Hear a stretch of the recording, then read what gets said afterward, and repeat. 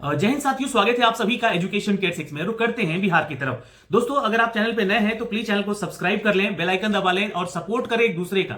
मैं हमेशा आप लोगों के सपोर्ट में रहता हूं क्योंकि आप लोगों की मदद हो सके। बात यहां पर उठी है शिक्षक बहाली को लेकर, क्योंकि बिहार में शिक्षक बहाली का बंपर वैकेंसी लिया गया टीआरई 1 में, टीआरई 2 में। लेकिन समस्याएं तब उठ खड़ी हुई जब वो छात्र थंब इंप्रेशन में पकड़े जा रहे हैं, बायोमेट्रिक में पकड़े जा रहे हैं, क्योंकि गलतियां शुरू से ही हो रही है। तो चलिए शुरू से शुरुआत करते हैं। बीपीएससी एग्जाम कंडक्ट करती है अपना टीआरई 1 और टीआरई 2 के लिए सेकेंड फेज का। लेकिन यहां पर जो पहला फेज है वो बीएससी भी कंडक्ट कराती है। पहला फेज यानी कि एसटीईटी परीक्षा। अब जब एसटीईटी परीक्षा का फॉर्म भरा जाता है तो वहां पे गड़बड़ होती है। वहां पे डॉक्यूमेंट्स तो लिए जाते हैं छात्रों के, लेकिन उस डॉक्यूमेंट्स का वेरिफिकेशन नहीं किया जाता है, जिसकी वजह से टीआरई 1 में क्या हुआ कि बहुत सारे ऐसे स्टूडेंट जिनका की सिलेक्शन हो गया था, जिनका की सिलेक्शन हो रहा था, और वो अपना फेक डॉक्यूमेंट लगाकर एसटीईटी परीक्षा देकर पास होकर वो बीपीएससी के एग्जाम में शामिल हुए हैं। अब वो फेक कैसे है? तो आप लोगों ने भी देखा होगा कि टीआरई 1 के दौरान हमने वीडियोस बनाए थे जिसमें कि कंप्यूटर साइंस के छात्र बहुत ज्यादा बाहर हो रहे थे। अब उसके पीछे क्या कारण था? कारण ये था कि थंब इंप्रेशन नहीं मिला उनका। कारण ये था कि वो किसी और की जगह बैठ के एग्जाम दिए थे। कारण ये था कि वो जो है बायोमेट्रिक जब हुआ तो वो बायोमेट्रिक किसी और का लगा के बैठे हुए थे। अब समस्या ये तब आने लग गई जब लोग बाहर होने लग गए। 4 से 5 हजार लोगों का ऐसा संख्या खुद न्यूज़पेपर ने अपडेट करके दिया कि वैसे लोग जिनका कि थंब इंप्रेशन नहीं मिल रहा है या फिर उनका जो है यहाँ पर बायोमेट्रिक्स ढंग से नहीं हो पा रहा है, मतलब आइरिस नहीं मिल पा रहा है, तो वो नहीं है जो एग्जाम दिए, और वो कुछ फेक डॉक्यूमेंट्स के साथ आकर एग्जाम दिए, वैसे छात्रों का एंट्री ज्यादा हुआ। तो पहला गलती बीएसईबी ने किया। शिक्षा विभाग का ये एक समिति है बीएसईबी, जिसने कि यहाँ पे आप लोग जेन्युइन स्टूडेंट का यहाँ कंपटीशन हाई कर दिया। अब वो जेन्युइन स्टूडेंट का सिलेक्शन तो नहीं हो पाया एसटीईटी 23 में। अब एसटीईटी 2024 होने वाला है, तो यहां भी वैसे लोग आएंगे। तो एसटीईटी बीएसईबी से मैं रिक्वेस्ट करूंगा पहली चीज कि आप जब डॉक्यूमेंट्स हमारा ले रहे हैं, जब एंट्री कर रहे हैं, तो डॉक्यूमेंट्स का वेरिफिकेशन भी कीजिए उस समय, जैसे बीपीएससी कर रही है। तब जाके वहीं से जो है फिल्टरेशन हो पाएगा, यानी कि जो भी छात्र हैं वो वहां से सही आ पाएंगे। दूसरी चीज, अब वैसे लोग तो आ गए हैं, एंट्री होने लग गई है, अब वैसे लोग जो है बाहर भी हो रहे हैं। तो जब बाहर हो रहे हैं तो मैं उन्हीं लोगों के लिए ये वीडियो बना रहा हूं। देखिए, सरकार से, आयोग से एक रिक्वेस्ट करना चाहता हूं कि सप्लीमेंट्री रिजल्ट दिया जाए। मैं हर बार यही रिक्वेस्ट कर रहा हूं। बहुत सारे कमेंट ऐसे निगेटिव भी आते हैं मुझे कि आप सिर्फ सप्लीमेंट्री रिजल्ट का वो जो है टैग लगा के बैठे हुए हैं कि सप्लीमेंट्री रिजल्ट दो, सप्लीमेंट्री रिजल्ट दो। यहां पर जो केंद्र सरकार की वैकेंसीज आती हैं वहां पे 2000, 3000, 4000 वैकेंसी आती है। अब 14000 सप्लीमेंट्री रिजल्ट बिहार सरकार कैसे दे देगी? ऐसे ऐसे कमेंट हमें देखने को मिले हैं भाई। लेकिन हमें उससे मतलब नहीं है। निगेटिव की तरफ अगर जाएंगे तो शायद हम भी निगेटिव सोचने लग जाएंगे, लेकिन नहीं। यहां पे जब आप लोगों के द्वारा वादा किया गया, आप लोगों के द्वारा ट्वीट किया गया, आप लोगों ने बोला कि हम सप्लीमेंट्री रिजल्ट भी देंगे, मुख्यमंत्री ने खुद अपने अभिभाषण में गांधी मैदान से बोला कि हम और भी आपको रिजल्ट यहां पे देंगे इस टीआरई 2 को लेकर। तो आखिर टीआरई 2 का सप्लीमेंट्री रिजल्ट क्यों नहीं दे रहा है? नया शिक्षा मंत्री का नियुक्ति होता है, वैसे ही शाम तक आपको एक नोटिस दे दिया जाता है कि हम सप्लीमेंट्री रिजल्ट नहीं देंगे, ये शिक्षा विभाग कहती है। तो ऐसा अगर परिस्थिति आएगा तो शायद छात्र आप लोगों की बातों पर विश्वास करना ही छोड़ देंगे। तो मैं सरकार से, आयोग से यही रिक्वेस्ट करूंगा कि सबसे पहले तो उन 14000 सीटों पे सप्लीमेंट्री रिजल्ट दिया जाए। उसके बाद देखा जाए कि कितने सीट अभी रिक्त हुए। जैसे कि आप लोगों ने अभी एक रिक्ति को भी लेकर एक आंकड़ा मांगा है कि टीआरई 1 में, टीआरई 2 को लेकर जो नए नियुक्त चयनित शिक्षक हुए हैं उनके बाद यहां पर जो शिक्षकों की रिक्तियां हैं वो कितनी है, टीआरई 3 में हमें देना है, उसको लेकर भी आप लोगों ने आंकड़ा जारी किया। तो उसके अनुसार वहां देखिए कि पहले कितने लोग जो है फेक तरीके से आए हैं। एटलीस्ट उतने ही नंबर्स पे सप्लीमेंट्री रिजल्ट दीजिए। फेक तरीके से आए, एंट्री लिए फेक तरीके से, तो उसमें जेन्युइन स्टूडेंट की क्या गलती है?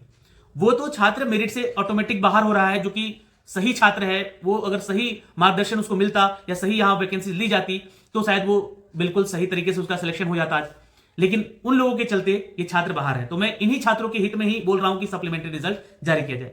कल भी मैंने एक आपको लेटर दिखलाया था, जिस लेटर में कुछ पूरक रिजल्ट की बात हुई है टीआरई 1 और टीआरई 2 को लेकर, जिसको लेकर आज एक न्यूज अपडेट भी आया है। ये न्यूज अपडेट कहता है कि 29 जनवरी तक शिक्षा विभाग जो है बीपीएससी से अधिसूचना मांगा है कि 29 जनवरी तक जो है आप जितने भी छात्र का पूरक रिजल्ट देना चाहते हैं वो दिया जाए।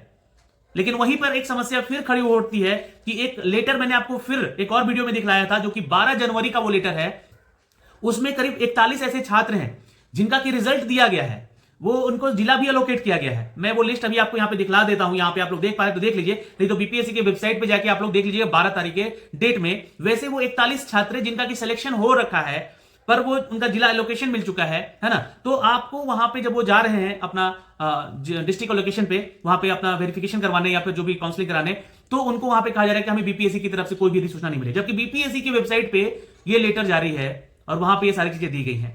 तो अब बताइए कि वो छात्र कहां जाए? तो ये तो समस्या तीसरी हो गई यहां पे। अब जो कल का नोटिस आया था उसमें सिर्फ पूरक रिजल्ट वही बात की गई है, जैसे कि आप लोगों ने दिया होगा एग्जाम बीपीएससी टीआरई 2 का, उसके साथ साथ कुछ पूरक रिजल्ट भी दिए गए थे जहां 4700 के बदले 2300 कुछ छात्रों का सिलेक्शन हुआ था, तो वो उनके पूरक रिजल्टों की बात हो रही है वहां पे। तो ये बातें अलग है और वो बातें अलग है, और पूरक रिजल्ट वाला जो है 14,000 का मतलब जो रिजल्ट देने वाले थे आयोग यहाँ पे, वो बातें अलग है। तो तीन तरह का यहाँ पे अगर देखिएगा तो समस्या उठ खड़ा हुआ है। तो आयोग से मैं विनती कर रहा हूं कि सभी चीजों पर ध्यान दिया जाए। और अभी आप लोग को बता दें कि जिस लेटर में बात किया गया 29 तारीख से लेकर 10 तारीख तक, तो जो लोग का अभी रिजल्ट या अलोकेशन नहीं हुआ है उनको भी मैं फिर से कह दूं यहां पे कि आप लोग घबराएं नहीं। 10 फरवरी तक आप लोगों का सबको जिला आवंटन हो जाएगा, मतलब जिला विद्यालय आवंटन हो जाएगा। तो जैसे ही विद्यालय आवंटित होगा आप लोगों को वहां पे भेज दिया जाएगा।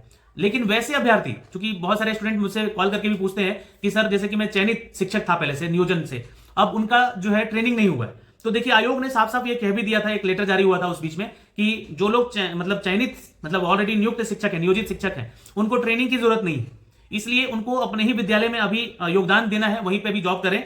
जैसे ही आपको विद्यालय आवंटित होगा, यानी कि अभी 31 तारीख से शुरू हो जाएगा, 31 से लेकर 10 के बीच में आप लोगों को विद्यालय आवंटित होगा, तो जैसे ही आपको विद्यालय आपका आवंटन होगा आप उस विद्यालय में जाके ज्वाइन करेंगे। हो सकता है कि आपको उसी विद्यालय में आपका जो है ज्वाइनिंग करने का अपडेट आ जाए, जैसा कि वैकेंसी या रिक्तियां होंगी। अब ये रिक्तियां कैसे डिसाइड हो रही हैं? तो ये रिक्तियां डिसाइड हो रही हैं रेशियोनाइजेशन से। रेशियोनाइजेशन क्या है? तो आयोग जो है वो देख रहा है कि किस स्कूल में किस क्लास के टीचर की जरूरत है, और उसी रेशियो में जो है अभी शिक्षकों को वहां पर भेजा जाएगा। तो ये जानकारी जो है आप लोगों को एक वीडियो में मैंने ऑलरेडी दिया हुआ है। शिक्षा विभाग से निकला है ये पत्रांक, और इसमें सासाराम को लेकर, चूंकि देखिएगा तो ये रोहतास का लेटर है, इसमें बोला गया है कि जो टीआरई 1 में और टीआरई 2 में जो जिसे टीआरई 1 का कुछ पूरक रिजल्ट दिया गया था, है ना, उन लोगों का भी रिजल्ट दिया गया था, उनका अभी तक जो है ना थंब इंप्रेशन वगैरह नहीं हुआ था। तो वैसे अभ्यर्थी और जो टीआरई 2 में जो सिलेक्ट हुए हैं वैसे अभ्यर्थी जो चयनित हैं और अनुशंसित उच्च माध्यमिक और उत्क्रमित उच्च महाविद्यालयों में थंब इंप्रेशन या रीवेरिफिकेशन किया जाना है, जिसके लिए जिला शिक्षा पदाधिकारी कार्यालय के द्वारा डायरेक्ट कैंपस स्थित बिहार शिक्षा परियोजना रोहतास के कार्यालय में बायोमेट्रिक मशीन की स्थापित की गई है, जहां पर प्रखंडवार यानी कि प्रखंडवार विद्यालय अध्यापकों को थंब इंप्रेशन का मिलान करना है। अब ये प्रखंडवार होगा रोहतास जिला में, है ना, इसी तरह से हर एक जिला में अब ये शुरू हो जाएगा। आपको बता दें कि 29 जनवरी से लेकर 6 फरवरी तक बीच किया जाएगा रोहतास जिला में, वैसे तो 10 फरवरी तक लास्ट डेट है पूरे बिहार में, है ना। प्रखंडवार जो है आपका कुछ निम्नवत यहाँ पे श्रेणी दिख रहा होगा, है ना, ये आपको लिस्ट जो दिख रहा है यहाँ पे 29 तारीख से लेके 3 फरवरी का ये डिटेल दिया गया, यहाँ पे देखिएगा शाम के 8 बजे तक ये आपका होगा। और ये प्रखंड का नाम दिया गया है, नोखा हो गया, शिवसागर हो गया। तो इसमें किसको जाना है?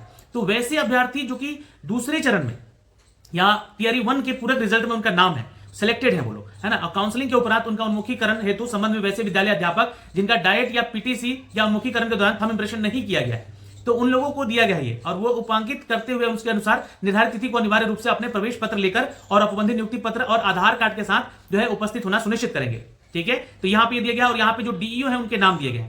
तो ये सूचना है रोहतास जिला से, तो ये भी मैंने सोचा कि आप लोग को यहाँ पे ऐड कर दूं और आप लोग को ये बता दूं। तो जो भी इसके अनुसार प्रधानाध्यापक को भी यहाँ पे इनके थंब इंप्रेशन के समय रहना होगा उनके वहां पे साथ में। ठीक है, विद्यालय के संबंध में किए गए सभी विद्यालय अध्यापकों का अनिवार्य रूप से उपस्थित होना सुनिश्चित करेंगे।